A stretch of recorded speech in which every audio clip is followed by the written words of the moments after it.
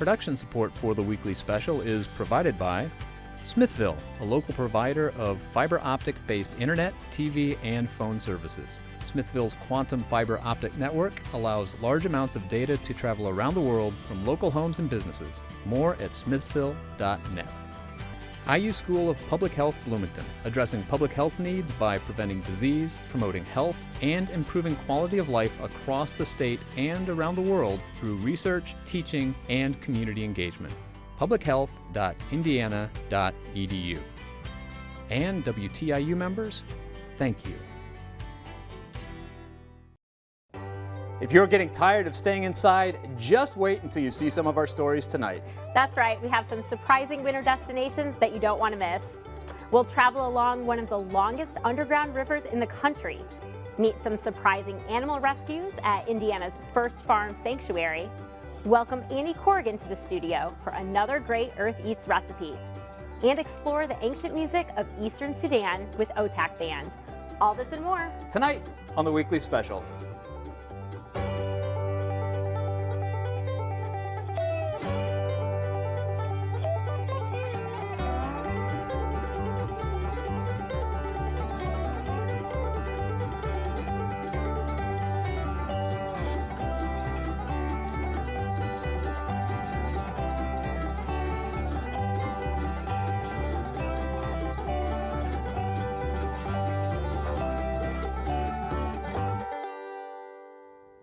Welcome to the Weekly Special. I'm Erica Sagone. And I'm Daryl Neer.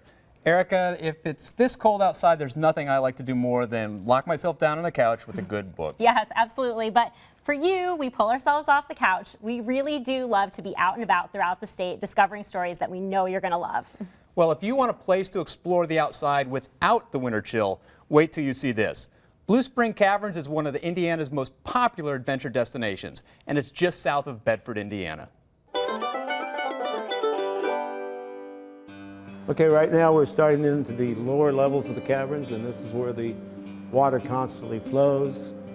And while it's flowing along down here in the underground river, it's slowly, little by little, dissolving away at the limestone, enlarging the passage year by year, although not enough that you'd notice it if you sat down here for 10 years. It is a river cave, so the passages we're following are totally carved by the flowing water. Geologists tell us that these underground passages began forming about 1 million years ago. That's when the first tiny little trickles of water flowed through the cracks of the limestone, enlarged over the last 1 million years, and eventually reached the size that we see today. If you look back in the history books from the late 1800s, they mentioned going into the caverns, and we assume at that time they were coming in from the river entrance, where the underground river in the caverns here actually joins the outside. The entrance that we use today opened up overnight after a heavy rain. The bottom dropped out of a sinkhole and there appeared a large hole leading down into this large passage here. And that's when the modern day history of Bluespring Caverns started. It took the curiosity of local spelunkers like Jim to rediscover and map much of Bluespring Caverns. I started going in this particular cave in 1961. We spent a number of years exploring and caught the bug to see what we could do as far as making it possible for the public to come and see it. This was the cave that we first explored and discovered lots and lots of passages that no one had ever seen before, so it kind of transferred to this is where we had our greatest interest. In 1974, we opened up the cave for tours to the public. As the main person involved with setting the whole thing up to begin with, this has kind of fell to me to stay here. So I've been here ever since. Step by step, the cave was carefully readied for the public, becoming one of 4 developed locations on Indiana's Cave Trail. Cave development is really kind of a painful process. You can't go out and hire a contractor to come and do it. So all the work with putting in the trails, installing the lights, all that we do ourselves. Well, typically, underground rivers like this can be found in a lot of different situations, but it's rare to have this much deep water. It's probably the longest navigable underground river in the country. There's a little bit over 3 miles of passage that you can follow by boat. And then there are a bit over 17 miles of tributary stream passages that feed into the main river, just like creeks would feed into a river on the surface. Through Jim's tireless effort, the cave has been transformed into an award-winning adventure destination, offering boat tours and even overnight spelunking. We've been doing our overnight adventure for almost 40 years now, and it's a program uniquely set up for youth groups ages 9 through 16. When they come down to the caverns, we take them on a boat trip up the river. They get to do a special trip off trail where they have helmets and lights and go into the undeveloped sections of the cave and do a bit of crawling, a bit of climbing, get very dirty. It's a way of introducing the youth to what's going on underground, to experience things that you won't see and won't experience sitting at home in your living room or watching TV, where you actually get into the environment and see it with your own eyes. It's no wonder why Bluespring has become a favorite destination, no matter the season. If you'd like more information on how you can experience the caverns, visit their website at bluespringcaverns.com. And to learn more about other cave destinations in your area, visit indianacavetrail.com. That's just so beautiful. And Bluespring Caverns is accepting group reservations now and will be open to the general public in the spring. And now we're going to go above ground to a farm called Uplands Peak that has a really, really cool mission. And we're excited to welcome Annie Corrigan from Earth Eats into the studio to tell us a little more about it. Welcome, Annie. Hey guys. Looks glad like to be you here. maybe came from the outdoors. Sure did. So you think it's cold in the city, get outside, go onto a farm, it's freezing. So you have to wear your boots, wear your jacket, wear your gloves. Uplands Peak, it's a bit of a drive away from Bloomington, about 90-minute drive, but boy, when you get out there, you see these 5 pigs that are just so thrilled to be alive, not for food. They're saved. They're going to spend the rest of their days on this farm. They've been rescued, and it's a sanctuary that we're going to visit today. Wow. This is Uplands Peak. Let's take a look. We were kind of thinking, what would we like to do as retirement? We kind of thought initially of moving away, kind of getting off the grid, getting back to nature. And that's really where the idea sort of began. And then we really started looking for properties. And it's almost like the sanctuary just took on a life of its own. People kind of don't take you seriously when you're talking about, oh, we're gonna rescue cows and we're gonna rescue pigs. And one of the most important things that a farm sanctuary does, obviously, is rescue farm animals, animals that people typically eat for food, and lets them live out their lives in, the most natural way possible, and gives them a lot of love and respect and care that you would provide for a companion animal like a dog or a cat. Animals typically can come from hoarding cases. Animals can fall off of trucks being transported to slaughter or transported to a different farm. By no means are we naive enough to think we would rescue every animal. But our goal is to rescue the animals that we can and make a difference in their life, but then also make a difference in people's lives by giving them the opportunity to interact and experience and have a relationship with farm animals. Because I think typically farm animals are out of sight, out of mind. There's probably about 3.5 million pigs being raised for food in Indiana, and most people have never seen a pig. So farm sanctuaries give people the opportunity to see a pig in real life, for one, and for two, to really see how much they're like other animals. They enjoy to play. They run around and kick their feet up and do circles and joy. Our pigs especially love to be loved on. They seek attention in belly rubs, just like your dog comes up to you and wants to be rubbed. So farm sanctuaries play a very important role of just really showing the individual personalities of farm animals, but also the similarities of farm animals with, people as well as animals.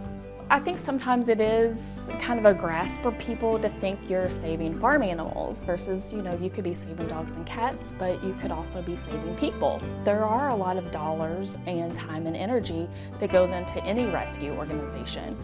For us, it's really simple. There are 59 billion animals being raised for slaughter in the United States alone. And there's not a lot of advocacy for those animals. There's a lot of advocacy for dogs and cats. Farm animals, like I said earlier, are really out of sight, out of mind. And we want to bring them into the light, because I feel like the things that are happening to farm animals is really kind of cutting off a part of ourselves, that we're just really in denial and having that disconnect between, you know, what happens to a farm animal to end up on our plate every day.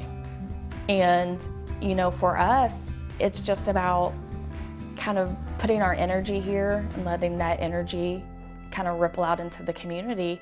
And so far, I mean, just with our neighbors, going to the store and telling people what we're doing, we've really gotten no pushback. I mean, everyone's been excited.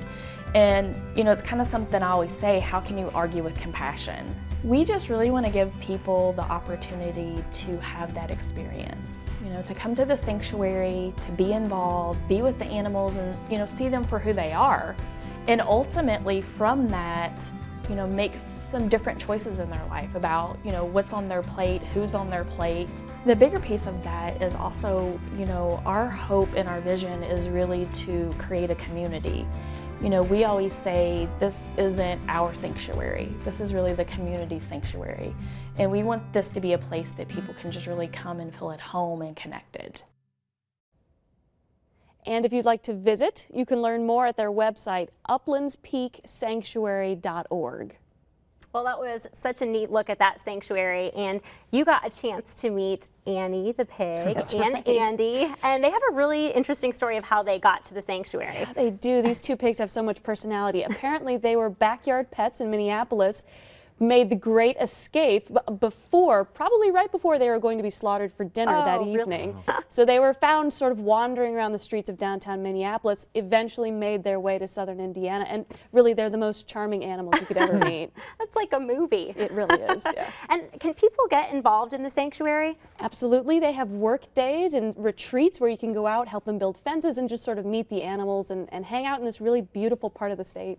What a fun way to get involved.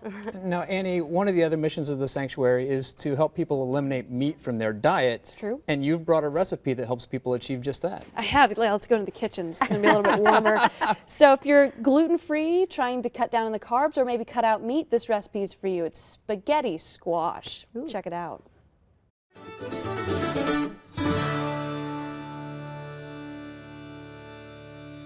So we spoke with a bunch of our listeners and we said, what foods do you want us to cook with?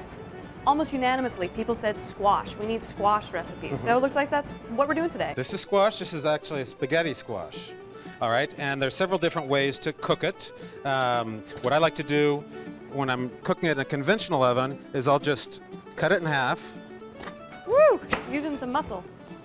Okay, and it does have kind of a thick skin. Okay, and you can see how when we pull these seeds out, there are these little strings almost like spaghetti that come out. Okay, and that's why they call it, obviously, spaghetti squash. Now you can toast these seeds and eat them. I know as a kid I always, would want Mom to do that. Put your spaghetti squash cut side down, put about a ½ inch of water in there, and then roast it in the oven at about, I would say, 375 for about 40 to 45 minutes. When you roast it whole, you need to stick it with a knife a couple times so it doesn't explode. And you can even cook this in the microwave. And a lot of times what I'll do is when I cook it like this, I'll just cut out a little window into it.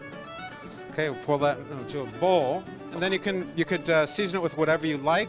If you like red sauce, anything that you would do with spaghetti. If you like red sauce, you could do red sauce. What I'm going to do is toss it with some Parmesan cheese, a little salt, a little chopped garlic, a little lemon zest, a little pepper, maybe a little crushed red pepper flakes. Okay, and then I'm going to use some truffle oil, but you could just use regular extra virgin olive oil, and then you could stuff it back into the shell. Take it to the table like this. Garnish it with a little bit of parsley. Maybe a little sprinkle of Parmesan on top. I'm a big fan of spaghetti squash. Gotta say, I've never made it like this, but I definitely use it as a replacement for pasta in some dishes. Delicious. Ooh, those red pepper flakes. You can learn more about real food and green living on the Earth Eats website. Print off recipes, read the latest in food news, and subscribe to our weekly podcast. It's all available at eartheats.org.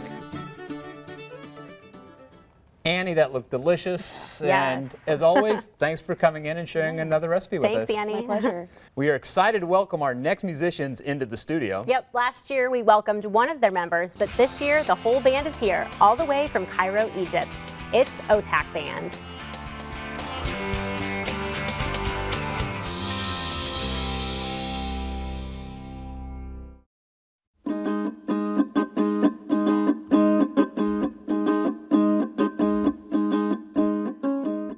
I'm from Sudan, especially from Eastern Sudan. The masankob, it's main instrument that Bija people use it since 5,000 years. And I find the masankob in my home. My father, good player of masankob, and he taught me a little bit. The Bija people, most of them live in countryside. The people in countryside is still living in on old style of living. Most of them, the life in the countryside became a tough, you know. The people go to cities. The cities or the modernized can say destroy the culture that comes from the countryside. For that, I'm played hard and speak about this instrument in everywhere to do not extinguish it. So I have a concert in Southern Egypt. I met Miguel. When he come, we find us playing the masankob and some African drums, and I think from that time he likes the style of this instrument, and I think especially playing in Bija style. I had moved to Cairo in April of 2009, and I was already seeing the lyre from these other Sudanese musicians. And so it was kind of a serendipitous thing when he came, and he's a master of this instrument. I got to know him, and as I started to see what the deal with the instrument was, I started realizing what its tradition really meant and started asking questions to dig into that more. Certainly, his music was in some ways immediately familiar to me, which is why I got the idea to put the group together and start a collaboration with him, because I heard things that I recognized in his music that sounded like things that I knew in my music, and I just heard that this would work together.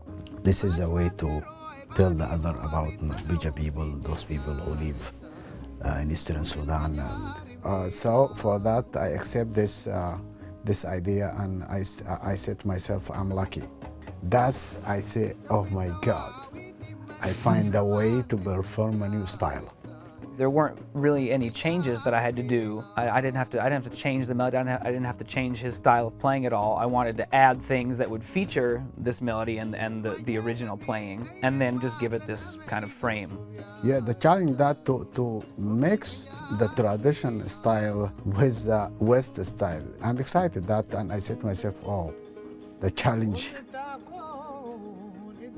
begin now. You know, we haven't had to, make a deal with ourselves that we're going to collaborate, or that we're doing this because we need more cultural collaboration. No, we found someone that we like to work with, and we come from opposite ends of the earth, and we've had no problem to put this together. That means for me that first I'm succeed in my way to perform a music, because if the musician like your music, that means you have a part in his heart and in his heart. And that means you will find a company to make a group or to make a band. From that time we go to tell we be Otaak. Otaak means the man. The man, and we are a man.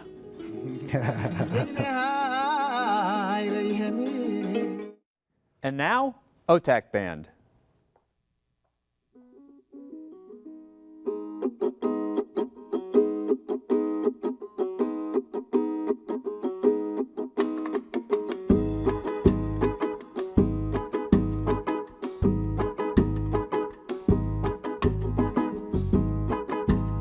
موسى يباركنا تيدبنا وغنواني بشامائل وادريتنا ينادير وفراسا اوي ما قدام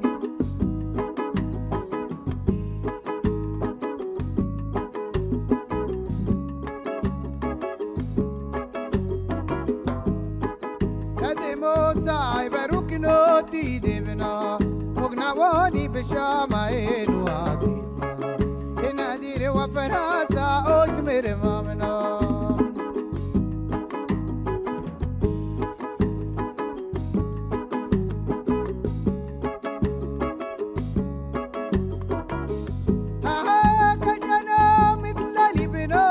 yikna kachano re ra na o na yikna inadir wa farasa oi ba kudam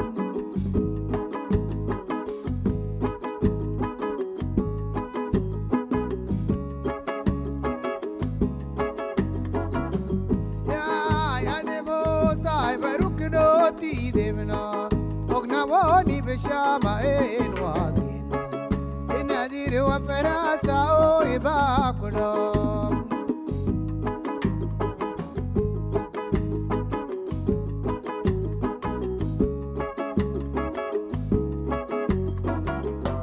ya kajano mitlali meno yikna anya no re ra na o nei yikna inadir wa farasa oi ba kudam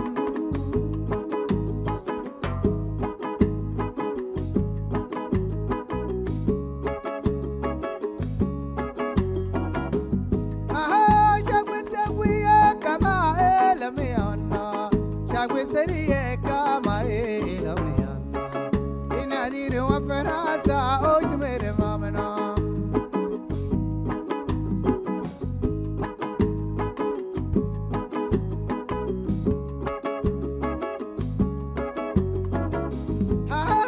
ya dimala barukna ti devna ogna woni beshama en wadina inadir wa farasa oj mere mamna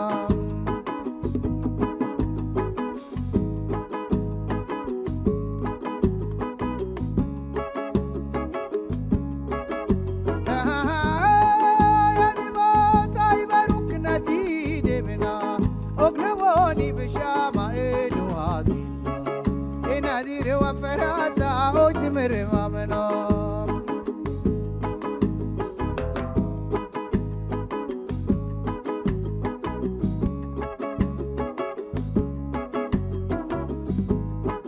shagwi sariye kame elamiana shagwi kama elamiana inadir wa farasa ojmer mamna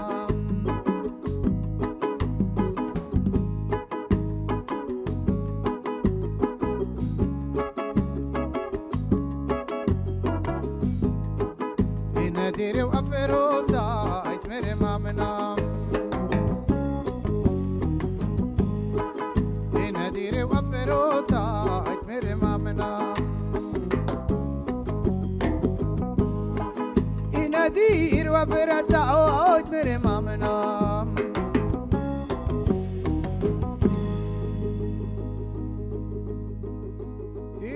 inadir wa farasa inaba kula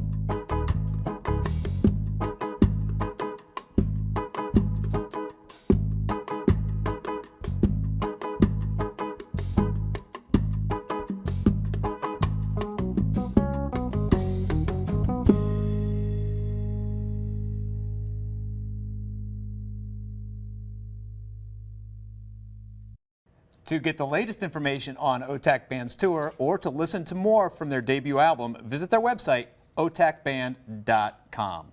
Now, speaking of the tour, this is your opportunity to bring the music of East Sudan to the United States. Could you speak a bit about the importance of this tour to you? Okay, the importance that to perform our music through the important country, US, that easily the people find your music and everything belong to your culture, because the media here It's most important media on whole of the world, the US. So the tour comes here that Miguel Merino, who the leader of the band, who bring us here to find this opportunity to perform our music here in USA. That's the Wonderful. reason. Thank you guys so much for being here in the studio today. And if you can't make it to one of their performances, remember to check out our website, weeklyspecial.org. Well, unfortunately, that's all the time we have for tonight. Thanks so much for joining us. And once again, Otaak Band.